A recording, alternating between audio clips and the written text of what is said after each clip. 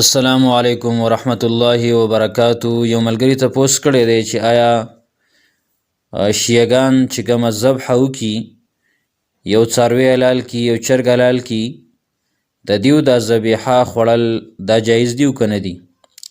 د دیو چې کوم چیز حلال کړی دی نو د دې خوراک جایز دی او که نه؟ او که جایز نه دی نو آیا د دې خوراک حرام دی که مکروه دی که مشکوک دی؟ څنګه دی د دې باره کې تپوس شوی دی. نو د شیعهګانو باره کې خبره دا د عزتمندو چې کم روافض کم شیعهګان د هغې عقیده د نصوصو خلافي.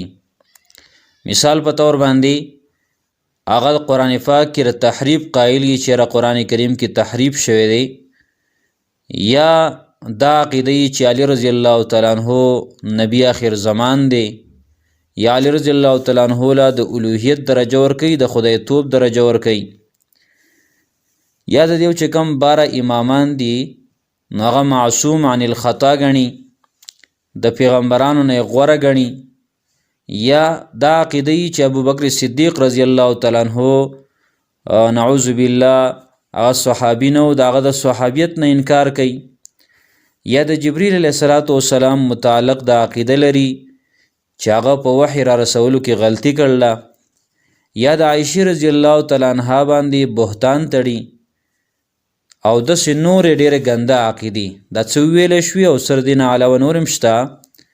نو چې د چا دا عقیدې هغه د اسلام نه خارج دي، نو چې کله د اسلام نه خارج دي د مرتد حکم یې دی، نو د هغې ذبیحه جایز نه ده، د هغې حلاله خوړل دا جایز نه دي. که هغې څه شی حلال کي نو هغه به نه خوړلی کېږي، مسلمان به هغه نه خوري.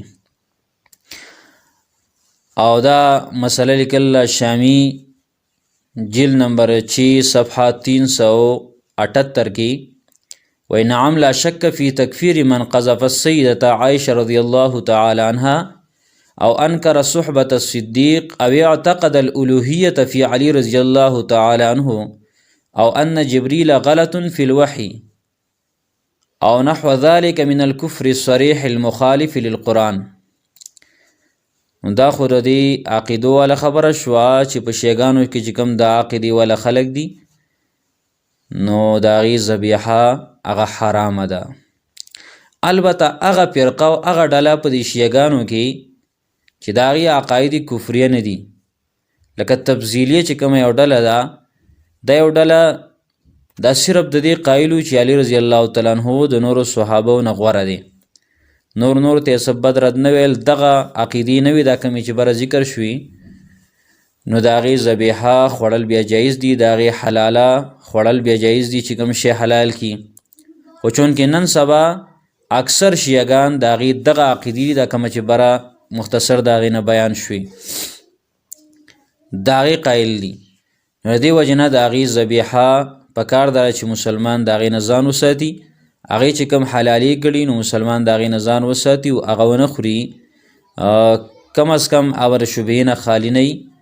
او که دغه عقیدې بلکل ښکاره وي دا کومې چې ذکر شوي نو بیا خو د هغې بلکل حرام دي، هغې جایز نه دي. والله اعلم.